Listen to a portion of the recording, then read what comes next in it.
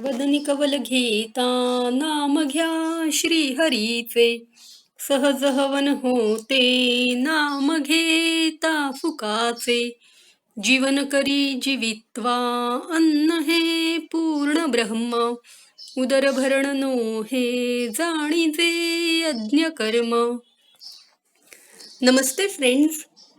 Clinical practice में ज़्यादा से ज़्यादा पेशेंट्स की कंप्लेंट्स पेट से संबंधित या पाचन तंत्र से रिलेटेड रहती है, जैसा कि पेट फूलना, पेट में गैस बनना, पेट में भारीपन महसूस होना या खट्टे डकार आना, या जो खाया है उसी के बार बार डकार आते रहना, मलद्वार यानी गुदा मार्ग से वायु बार बार पास होना, उसको बदबू आना, मल को भी दुर्गंध आना, मल प्रवृत्ति साफ न होना, पेट साफ होने का समाधान न मिलना, अस्वस्थता महसूस होना, शरीर हेवी यानी भारी भारी लगना, सुस्त लगना, भोजन में अरुचि लगना, भूख न लगना, क्षुधामांद्य होना, अन्न की अभिलाषा न होना.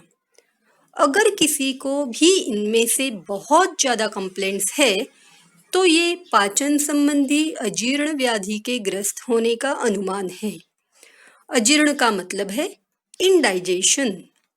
हमारे शरीर में कुल 13 अग्नि यानी डाइजेस्टिव फायर्स होती है.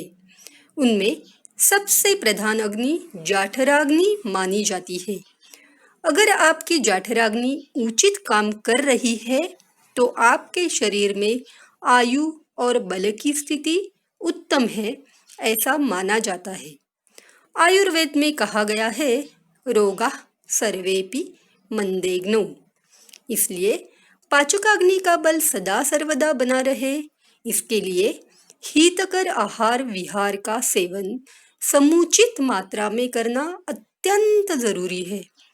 अगर किसी भी कारणवश आप भोजन पचाने में असमर्थ होते हो तो अजीर्ण व्याधि से पीड़ित होने की संभावना बढ़ जाती है. आज हम वो कौन से कारण हैं जो अजीर्ण या इनडाइजेशन उत्पन्न करते हैं उनके बारे में जानते हैं. अगर आपको ज़रूरत से ज़्यादा पानी पीने की आदत है, अगर आप खाने के तुरंत पहले या तुरंत बाद पानी पीते हो और वो भी ज़्यादा मात्रा में पीते हो तो ऐसे लोगों का पाचन तंत्र ज़रूर बिगड़ता है. हो सकता है अजीर्ण का कारण आपकी खाना खाने की बुरी आदतों में छिपा है, जैसे कि आपको भूख नहीं लगी फिर भी आप खाना खाते हो, आपका पहला भोजन पचा नहीं फिर भी आप खाना खाते हो. अगर किसी को इरेगुलर खाना खाने की आदत है, जैसे कि भूख लगने पर भी खाना नहीं खाते, भूख ना लगने पर भी बहुत खाना खा लेते हैं और उसमें भी असमय खाना खाते हैं, तो अजीर्ण व्याधि की संभावना बढ़ती है.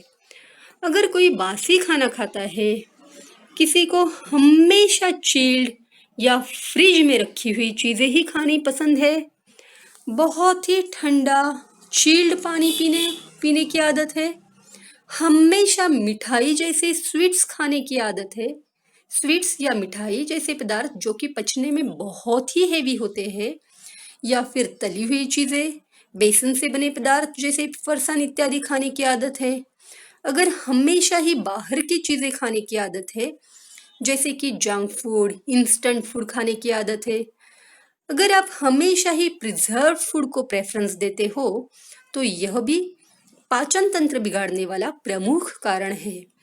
अगर कोई देर रात को खाना खाता है, रात को देरी से खाना खाना और वो भी विमनस्क अवस्था में, तो अजीर्ण होगा ही. अगर बिना चबाए खाना खा रहे हो, जल्दी जल्दी बिना चबाए खाना सिर्फ निगल रहे हो, तो प्रॉब्लम तो ज़रूर हो सकती है. खाना खाते समय आप स्ट्रेस में हो, टेंशन में हो, खाना खाते समय आपका ध्यान अगर खाने पे बिल्कुल नहीं है, मन में कुछ स्ट्रेसफुल या डिप्रेस करने वाले विचार हो, तो अजीर्ण होने के चांसेस बहुत ही ज़्यादा है। अगर खाना खाते या पचाते समय आप मानसिक रूप से सामान्य नहीं हो, जैसे कि आप भय, शोक, क्रोध, चिंता, मनोअवसाद इत्यादि से ग्रस्त हो, तो पाचन तंत्र बिगड़ता है।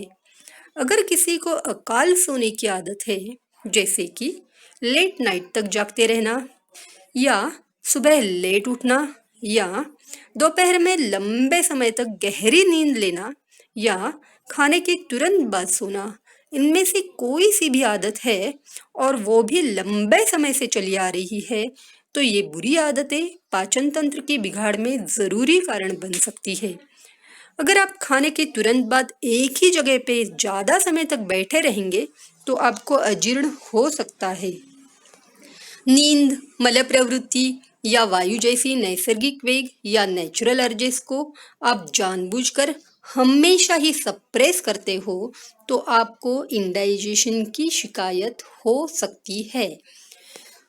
अगर कोई दांतों से संबंधित बीमारी से पीड़ित हो, आपके दांत गिर गए हो, चाहे वो उम्र बढ़ने के कारणों से जुड़े हो और उसकी वजह से आप भोजन अच्छे से चबा नहीं पा रहे हो, तो आपको अपचन, अजीर्ण यानी इनडाइजेशन की बीमारी लग सकती है। खाने में आप हेवी पदार्थ जो कि पचने में बहुत भारी होते हैं, ऐसे पदार्थ हमेशा खाते हो, तो ये भी अजीर्ण का एक कारण हो सकता है। अगर हम सीजनल खाना खाते हैं, तो हम स्वस्थ रहेंगे। अगर कोई भी व्यक्ति ऋतु विपरीत खाना, फल इत्यादि का सेवन करेगा, तो बीमार तो होगा ही। किसी कारणवश अगर आपका लाला स्राव कम उत्पन्न हो रहा हो या बिल्कुल उत्पन्न नहीं हो रहा हो, तो भी पाचन तंत्र बिगड़ता है। यहाँ पे इतने सब कारण डिटेल में बताने का उद्देश्य साफ है कि आयुर्वेद का बेसिक सिद्धांत है, अगर आप किसी भी व्याधि की चिकित्सा चाहते हो, तो आपको उस व्याधि के कारण पता होने चाहिए और उन कारणों का परिवर्जन अगर आप करते हो, तो ही आपकी चिकित्सा सफल होगी। सो फ्रेंड्स, आई होप आज जो जानकारी मैंने आपके साथ शेयर की, वो आपको पसंद आई होगी। इसका लाभ आपको खुद के लिए और अपने आपके अपनों के लिए हेल्दी रहने के लिए ज़रूर फ़ायदेमंद रहेगी, ऐसा मुझे लगता है। आपको ये जानकारी अगर अच्छी लगी हो, तो लाइक करें, कमेंट करें, शेयर करें। अगर चैनल को अभी तक सब्सक्राइब नहीं किया हो, तो सब्सक्राइब करना भूलना नहीं। सब्सक्राइब ज़रूर कीजिए। I wish you a very healthy, happy and long life. धन्यवाद। Thank you.